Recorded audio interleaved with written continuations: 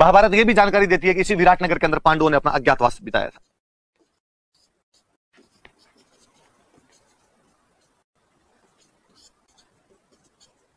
कि पांडवों ने अपना अज्ञातवास इसी जगह पर बिताया था। और यदि आपको याद हो तो हमेशा पढ़ते भी हैं कि पांडवों को 12 वर्ष का वनवास और 1 वर्ष का अज्ञातवास मिला था। पांडव जैसे तैसे अपना वनवास कंप्लीट करते हैं। अज्ञातवास में कहा गया कि यदि इस बार आपको देख लिया गया तो एक बार पुनः आपको 12 वर्ष का वनवास और 1 साल का अज्ञातवास भुगतना पड़ेगा, उसके लिए तैयार रहिए। पांडव उस अज्ञातवास को काटने के लिए राजा विराट के पास में अलग अलग रूपों के अंदर यहां पर आते हैं, नौकरियां कर लेते हैं। जैसे हम पढ़ते हैं कि अर्जुन जो थे बरहनल्ला, एक नपुंसक के रूप में बरहनल्ला बनकर, एक नर्तक बनकर, और यहाँ राजा विराट की पुत्री हुआ करती थी राजकुमारी उत्तरा। राजकुमारी उत्तरा को डांस सिखाने लग जाते हैं। क्या हो गया?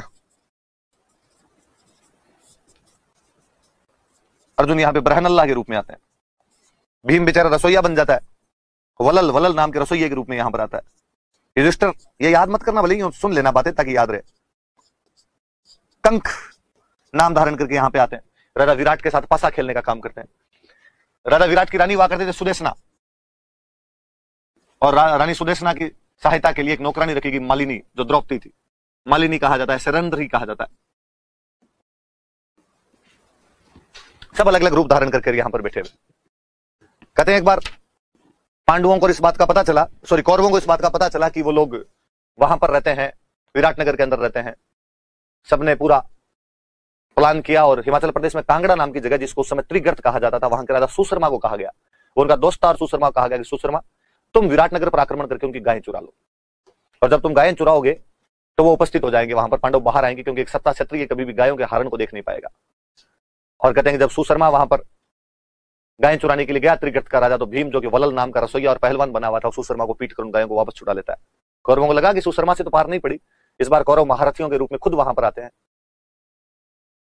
कहते हैं उस दिन राजा विराट वहां पर उपस्थित नहीं थे, राजा विराट कहीं बाहर गए हुए थे, इसलिए राजा विराट के पुत्र थे राजकुमार उत्तर। राजकुमार उत्तर युद्ध का नेतृत्व करने के लिए जाते हैं, जिनका साथी बनता है बरहनल्ला या अर्जुन। राजकुमार उत्तर उन महारथियों को देखकर, उन कौरवों को, उन कर्ण, भीष्म, द्रोण और दुर्योधन को देखकर कांप जाता है। तब बरहनल्ला बना हुआ अर्जुन उसे कहता है कि मैं अर्जुन हूं, तुम केवल यहां पर बैठे रहो, मैं युद्ध कर लूंगा यहां पर। अर्जुन बहुत अच्छे तरीके से युद्ध करता है, कौरवों को वहां से भगा देता है, गायों को वापस लेकर आता है। राजा विराट को जब इस बात का पता चलता है कि हम जीत कर रहे हैं, राजकुमार उत्तर युद्ध जीत कर, अर्जुन उसे कहते हैं कि राजकुमार उत्तर तुम किसी को बताना मत ये बात कि मैं अर्जुन हूं। जब युद्ध जीतकर वापस आते हैं, राजा विराट और युधिष्ठिर बैठे बैठे पासे का खेल खेल रहे होते हैं। गेट के ऊपर आकर कहता है कि राजकुमार उत्तर युद्ध जीत कर लौटे हैं। राजा विराट बड़े खुश होते हैं, युधिष्ठिर के मुंह से निकलता है कि बरहनल्ला जिसके साथ होगा वो जीत कैसे नहीं सकता। राजा विराट को बड़ा गुस्सा था। राजा विराट ने कहा कि वो नपुंसक, उसकी वजह से मेरा पुत्र जीता है, मेरा पुत्र खुद जीत कर है। पासा फेंक के युधिष्ठिर के नाक पर मारते हैं, युधिष्ठिर के नाक से खून बहने लग जाता है। इतने में राजकुमार उत्तर खुद उपस्थित होते हैं। राजकुमार उत्तर ने कहा कि पिताश्री, जिसको आप इतने दिन तक डांसर समझ रहे हो, जो दीदी को डांस सिखाता है उत्तरा को, ये महारथी अर्जुन है। आज गांडीव के टंकार से इसने अपनी गायें बचाई है, आज उन समस्त कौरवों को निकालने वाला ये अर्जुन खुद है।